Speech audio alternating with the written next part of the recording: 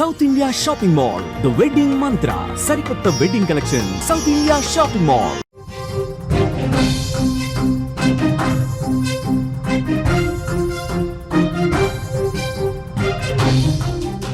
మింగ మెతుకు లేదు, మీసాలకు సంపెంగ నూనె. పాకిస్తాన్ బిల్డప్ ఇదే. ఇప్పుడు ఆపరేషన్ సింధూర్ తర్వాత యుద్ధంలో మేమే గెలిచామని చెప్పుకుంటున్న పాకిస్తాన్ అప్పు కోసం ప్రపంచ దేశాల కాళ్ళు పట్టుకుంటోంది. ఇటు భారత్ పైన ఉన్న కోపాన్ని మనసులో పెట్టుకుని చైనా పాకిస్తాన్కు ఆర్థిక సాయం, మిలిటరీ సాయం చేసేందుకు ముందుకు వచ్చింది. కొత్తగా చైనా డెవలప్ చేస్తున్న J-35A ఫైటర్ జెట్లను పాకిస్తాన్కు కేవలం 50% విక్రయిస్తామని హామీ ఇచ్చింది. ఈ ఒప్పందం 2025 ఆగస్టు నుంచే మొదలు కానుంది. అదే జరిగితే పాకిస్తాన్కు చైనా తయారు చేసిన 5th జనరేషన్ ఫైటర్ జెట్లు అందించినట్లే. అయితే బీజింగ్ తీసుకున్న ఈ నిర్ణయాన్ని ఆ దేశ ప్రజలు తీవ్రంగా వ్యతిరేకిస్తున్నారు. సోషల్ మీడియా వేదికగా బీజింగ్కు అనేక ప్రశ్నలు వస్తున్నాయి. అబద్ధాలు చెప్పే దేశానికి చైనా ఆర్థిక సాయం ఏంటంటూ నిలదీస్తున్నారు. ఎంతో కష్టపడి తయారు చేస్తున్న J-35A ఫైటర్ జెట్లను సొంత సైన్యానికి కూడా అందించకముందే పాకిస్తాన్కు ఎలా డెలివరీ చేస్తారని ప్రశ్నిస్తున్నారు. అంతేకాదు, కనీసం కొత్త ఫైటర్ జెట్లను ప్రయోగం చేయకుండా, వాటి సామర్థ్యాన్ని కనీసం టెస్ట్ చేయకుండా పాకిస్తాన్ చేతుల్లో పెడతారా అంటూ నిలదీస్తున్నారు. ఎకనామిక్ టైమ్స్లో ప్రచురితమైన ఈ ఆర్టికల్ మొత్తం ప్రపంచాన్ని ఆకర్షిస్తోంది. దీని మీదే చర్చ అంతా జరుగుతుంది. కేవలం భారతదేశం మీద ఉన్నటువంటి కోపంతో పాకిస్తాన్కి ఈ విధమైన సాయం చైనా చేస్తోంది అంటూ ఆ దేశ ప్రజలే చైనా తీసుకున్న నిర్ణయాన్ని తీవ్రంగా విమర్శిస్తున్నటువంటి పరిస్థితి. దీని గురించి మనం కొంత లోతుగా విశ్లేషించే ప్రయత్నం చేద్దాం. న్యూస్ రూమ్ నుంచి ఎడిటర్ తిరుమల్ లైవ్లో జాయిన్ అయ్యారు. తిరుమల్, చైనా తను అత్యంత ఆధునికతతో కూడినటువంటి టెక్నాలజీతో కూడినటువంటి J-35 ఫైటర్ జెట్లను 50% రాయితీతో పాకిస్తాన్కి ఇస్తోంది. చైనా ప్రజలు చాలా తీవ్రంగా నిరసన వ్యక్తం చేస్తూ సోషల్ మీడియాలో చైనా ప్రభుత్వాన్ని విమర్శిస్తున్నటువంటి పరిస్థితి ఉంది. సొంత ప్రజలే ఎలా చూస్తారు?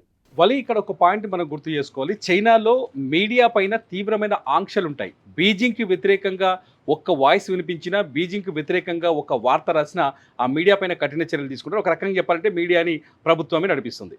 అయితే చైనా ప్రజలు సోషల్ మీడియా వేదికగా పాకిస్తాన్ పైన అనేక ప్రశ్నలు వేస్తున్నారు. ఆపరేషన్ సింధూర్ తర్వాత పాకిస్తాన్ శక్తి సామర్థ్యాలు ఏంటనేది ప్రపంచానికి అర్థమైంది. ముఖ్యంగా చాలామంది యుద్ధ నిపుణులు కావచ్చు, వ్యూహకర్తలు కావచ్చు, భారత్ ప్రయోగించిన బ్రహ్మోస్కి చాలా పెద్ద పెద్ద అవార్డులు ఇచ్చారు. ఒక రకంగా చెప్పాలంటే పెద్దగా గొప్పగా పొగిడారు. బ్రహ్మోస్ ప్రపంచంలోనే అత్యంత అధునాతనమైన మిస్సైల్ అని చెప్పుకుంటూ వచ్చారు. బ్రహ్మోస్ని ప్రయోగిస్తే పాకిస్తాన్ కేవలం 5 రోజుల్లోనే అంతమవుతుందని కూడా కొందరు ప్రిడిక్ట్ చేశారు. ఇవంతా చూస్తుంటే పాకిస్తాన్ వెన్నులో వణుకు పుట్టింది. ఒక రకంగా చెప్పాలంటే ఆపరేషన్ సింధూర్ ఏదైతే జరిగిందో ఈ 3 రోజులు యుద్ధం ప్రకటించకుండానే పాకిస్తాన్పై అటాక్స్ ఎట్లా చేసి భారత్ చేసిందో ఈ 3-4 రోజుల్లోనే పాకిస్తాన్ శక్తి సామర్థ్యాలను తెలిసిపోయినాయి. పాకిస్తాన్ ఇంకా మా చేత కాదని చేతులెత్తేసింది. స్వయంగా షెహబాజ్ షరీఫ్ ఎవరైతే పాకిస్తాన్ ప్రధానమంత్రి అనే మీడియా ముందు ఈ విషయాన్ని ఒప్పుకున్నాడు. అయితే ఇప్పుడు పాకిస్తాన్ ముందున్న అతిపెద్ద లక్ష్యం ఏంటంటే భారత్కి ఈక్వల్గా, భారత్కి సమానమైన ఆయుధ సంపత్తిని తెచ్చిపెట్టుకోవడం. ఈ ఆయుధ సంపత్తి తెచ్చిపెట్టుకోవడానికి పాకిస్తాన్ 2 వ్యూహాల్ని అమలు చేస్తుంది. ఒకటి, టర్కీ వంటి దేశాలు, ఇస్లాం బేస్ ఉన్న అంటే పాకిస్తాన్ మద్దతు ఇచ్చే ఇస్లామిక్ దేశాల మద్దతు కోరుతోంది. కొన్ని దేశాలు రిజెక్ట్ చేశాయి. టర్కీ ఒకటి పాకిస్తాన్కి మద్దతు ఇస్తామని చెప్తుంది. మొన్న డ్రోన్లను కూడా టర్కీ పంపించింది. ఇక రెండోది వచ్చేసి చైనా. మన సరిహద్దులో ఇటువైపు ఉండే చైనా, మన భారత సరిహద్దుకు ఆనుకొని ఉన్న చైనా, భారత్ మధ్య ఉన్న విభేదాలతో, భారత్కి బీజింగ్కి మధ్య ఉన్న విభేదాల నేపథ్యంలో చైనా పాకిస్తాన్ని ప్రోత్సహిస్తోంది. పాకిస్తాన్ ఒక బక్రాగా వాడుకుంటుంది. ఒక రకంగా చెప్పాలంటే ప్రపంచంలో ఉన్న ఇప్పుడు ఆయుధ రంగ నిపుణులు ఉంటారు కదా, వాళ్ళు చాలా స్పష్టంగా చెప్తున్నారు. వాళ్ళ ట్వీట్లు మనం ఒకసారి సోషల్ మీడియాలోకి వెళ్ళి చదివితే చెప్తున్నారు. చైనా పాకిస్తాన్ ఎందుకు ప్రోత్సహిస్తుందంటే 2 కారణాలు చెప్తున్నారు. ఒకటి, పాకిస్తాన్ని ఒక ప్రయోగశాలగా వాడుకోవడం. రెండోది వచ్చేసి భారత్ పైన ఏదైనా తమకున్న విద్వేషాన్ని తీర్చుకోవడానికి పాకిస్తాన్ని వినియోగించడం. ఈ 2 ప్రయోగాలు చేస్తుంది. అందులో మొదటిది ఇప్పుడు జరుగుతుంది. ఏంటంటే ఏదైతే J-35A అత్యాధునిక ఫైటర్ జెట్ ఉందో ఆ ఫైటర్ జెట్ని కేవలం 50% రాయితీకి మాత్రమే మీకు ఇస్తామని పాకిస్తాన్తో ఒప్పందం చేసుకుంది. అది కూడా ఇప్పుడు ఆపరేషన్ సింధూర్ పూర్తయిన తర్వాత.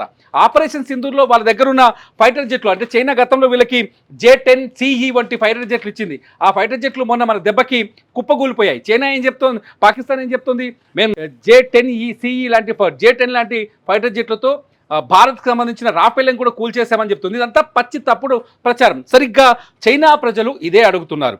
ఎందుకు పాకిస్తాన్కి 50% రాయితీకి మనం ఎంతో కష్టపడి తయారు చేసిన J-35A లాంటి ఒక అద్భుతమైన అధునాతన ఫైటర్ జెట్ని ఇవ్వాలి? రెండో ప్రశ్న ఏమడుగుతున్నారంటే, పాకిస్తాన్కి భారత్ అంటే చైనా ఏదైతే పీపుల్స్ ఆర్మీ ఉందో, చైనా పీపుల్ ఆర్మీ, ఆ పీపుల్ ఆర్మీకి అప్పగించక ముందుగానే పాకిస్తాన్కి ఎందుకు ఇవ్వాలి? రెండో ప్రశ్న.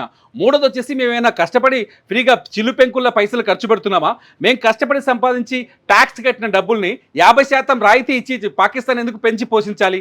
పాకిస్తాన్ ఒక పచ్చి అబద్ధాల దేశం అని చైనా పౌరులు చాలా స్పష్టంగా చెప్తున్నారు. చైనా తీసుకునే ఈ నిర్ణయాన్ని పూర్తిగా వ్యతిరేకిస్తున్నారు. ఎందుకంటే చైనా పాకిస్తాన్కి సహాయం చేయటం చైనా ప్రజలకు ఇష్టం లేదు. చాలా స్పష్టంగా ఎకనామిక్స్ టైమ్స్లో వచ్చిన ఈ ఆర్టికల్ చూస్తే చాలా స్పష్టంగా అర్థమవుతుంది. సోషల్ మీడియాలో చైనా ప్రజలు ఏం కోరుకుంటున్నారు, చైనా నుంచి, పాకిస్తాన్ నుంచి ఏం ఎక్స్పెక్ట్ చేస్తున్నారు అనే విషయాన్ని చాలా స్పష్టంగా అక్కడి ప్రజల భాషలో వాళ్ళు చెప్పిన మాటలే times of India, economics times ప్రచురించింది.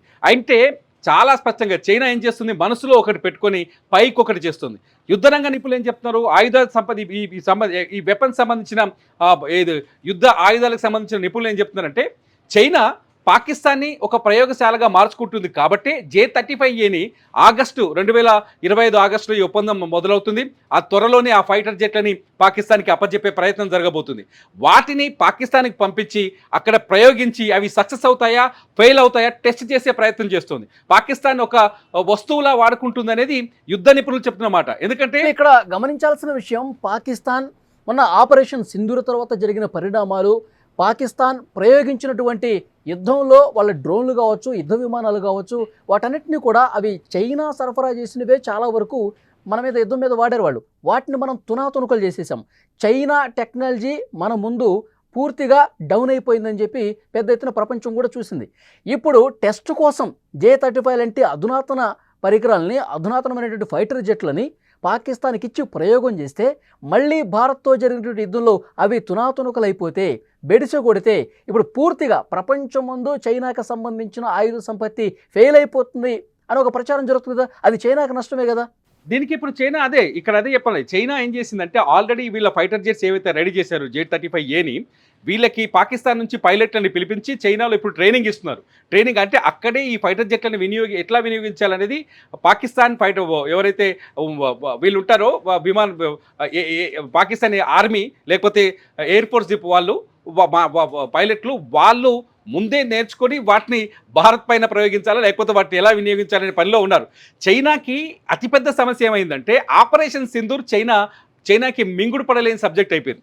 ఎందుకంటే పాకిస్తాన్ దగ్గర ఉన్న ఆయుధ సంపత్తిలో 81% ఆయుధాలని చైనానే సరఫరా చేసింది. బాంబులు కావచ్చు, లేకపోతే మిసైల్స్ కావచ్చు, లేకపోతే ఫైటర్ జెట్లు కావచ్చు, లేకపోతే యాంటీ డిఫెన్స్ సిస్టమ్ ఉన్న F-19 లాంటివి ఉన్నాయి, ఇవన్నీ చైనా ఇచ్చింది. కానీ భారత్ ఏం చేసింది, చైనా ఇచ్చిన F-19 ఏదో యాంటీ మిసైల్ డిఫెన్స్ ఏదైతే ఉందో ఈ సిస్టమ్ని ఒక రాత్రి పడగొట్టేసింది. 11 ఎయిర్ బేస్ల పైన దాడి చేయటం, చైనా ఇచ్చిన రాడార్లన్నింటినీ బొగ్గిపాలు చేయటం, బ్రహ్మోస్ క్షిపణి కొట్టిన దెబ్బకి కోలుకోలేకపోతుంది చైనా. దానివల్ల చైనాకి జరిగిన అతిపెద్ద నష్టం ఏంటంటే, ఆయుధ వ్యాపారంలో ప్రపంచ దేశాల్లో అంటే పాకిస్తానేతర దేశాలతో ఇప్పటికే చైనాకు ఒప్పందాలు ఉన్నాయి. ఈజిప్ట్ కావచ్చు, బ్రెజిల్ కావచ్చు, ఉజ్బెకిస్తాన్ కావచ్చు, కొన్ని ఈశాన్య దేశాలు, చాలా దేశాలతో చైనా ఈ ఆయుధాల అమ్మకానికి సంబంధించిన ఒప్పందాలు కుదుర్చుకుంటాయి. అయితే భారత్ మన ఆపరేషన్ సింధులో కొట్టిన దెబ్బతో చైనా నుంచి వచ్చే రాడార్ వ్యవస్థను కొనుగోలు చేస్తే రేపు పొద్దున మన పరిస్థితి పాకిస్తాన్ పరిస్థితి అవుతుంది. చైనా ఇచ్చిన మిసైల్స్ని మనం కొనుగోలు చేస్తే మా తోకటపాసులు వెళ్ళిపోతాయి కదా, దీపావళిలో ఒక్కొక్కరు సార్ పుస్తకం జారిపోతాయి, అటువంటి పరిస్థితి వస్తుంది. సో చైనా ఆయుధాలను కొనుగోలు చేయడానికి ఈ దేశాలు ముందుకు రావట్లేదు. ముఖ్యంగా కొద్ది రోజుల క్రితం ఈ వారంలో జరిగిన పరిణామాలను ఒకసారి చూస్తే, ఈజిప్ట్ కావచ్చు, బ్రెజిల్ కావచ్చు, ఉజ్బెకిస్తాన్ కావచ్చు, చైనాతో ఈ ఆయుధాల డీల్కి సంబంధించిన ఒప్పందాన్ని రద్దు చేసుకున్నాయి. దీంతో చైనాకి బుర్ర పని చేయట్లేదు అనేది ఒక చర్చ. అందుకనే ది బెస్ట్ వెపన్ ఒకటి తయారు చేయాలి, ది బెస్ట్ అధునాతనమైన యుద్ధ విమానాన్ని తయారు చేసి పాకిస్తాన్కి ఇవ్వాలి. పాకిస్తాన్ దగ్గర ప్రయోగం చేసిన తర్వాత సక్సెస్ అయిందని చూడని ప్రపంచం ముందు పెట్టి మళ్ళీ వాటిని అమ్ముకోవాలనేది చైనా ఉద్దేశంగా కనిపిస్తోంది. ఇదే చెప్తున్నారు యుద్ధరంగ నిపుణులు కూడా. ఎందుకంటే మొన్న J-10 ఉంది, J-10 భారతదేశంలోకి రాలేకపోయింది, కొట్టిపడేసినాయి మన ఏది S-400, రష్యా నుంచి మనం తీసుకున్న S-400. విచిత్రం ఏంటంటే, ఒక మిత్రుడు చైనా, ఒక మిత్రుడు రష్యా, వాళ్ళిద్దరు క్లోజ్ ఫ్రెండ్స్, వాళ్ళు తయారు చేసిన ఆయుధాల మధ్యనే పోటీ జరిగింది. భారత్కి ఉన్న మిత్రత్వంతో S-400 మన S-400 చైనాకు సంబంధించిన ఆయుధాలు అడ్డుకోగలిగింది. డ్రోన్ల విషయానికి వస్తే డ్రోన్లని ప్రత్యేకంగా టర్కీ ఇచ్చింది. టర్కీ అజర్బైజాన్ అర్మేనియా యుద్ధంలో టర్కీ సంబంధించిన అజర్బైజాన్ వైపు ఉంది. టర్కీ ఇచ్చిన కొంత యుద్ధ సామాగ్రి బాగా పనిచేసింది. అర్మేనియా చాలా తీవ్రంగా దెబ్బతిన్నది. సో డ్రోన్లని ఏదైతే పాకిస్తాన్కి టర్కీ ఇచ్చిందో ఆ టర్కీ డ్రోన్లనే మనం ఎదుర్కోగలిగాం ఈ 4 రాష్ట్రాలపైన, సరిహద్దులో ఉన్న 4 రాష్ట్రాలపైన. సో ఆ డ్రోన్ల విషయంలో కూడా టర్కీ కొంత సాయం చేస్తుంది. ఆ డ్రోన్లు చూసాక కూడా చైనాకి ఒక మైనస్ ఏమిటంటే మనకంటే ఇంకా క్వాలిటీ ఆయుధాలని టర్కీ తయారు చేస్తుంది. అంటే చైనాకి ఉన్న అతిపెద్ద భయం ఏంటంటే మనం తయారు చేసిన ఆయుధాలని సాధారణంగా మనం అనుకోవచ్చు చైనా వస్తువులు మన ఇండియాలో కూడా మన దగ్గర కూడా చాలా చైనా షాప్స్ ఉంటాయి కదా, అక్కడికి వెళ్తే ప్లాస్టిక్ డబ్బాలు ఇవన్నీ దొరుకుతాయి కదా.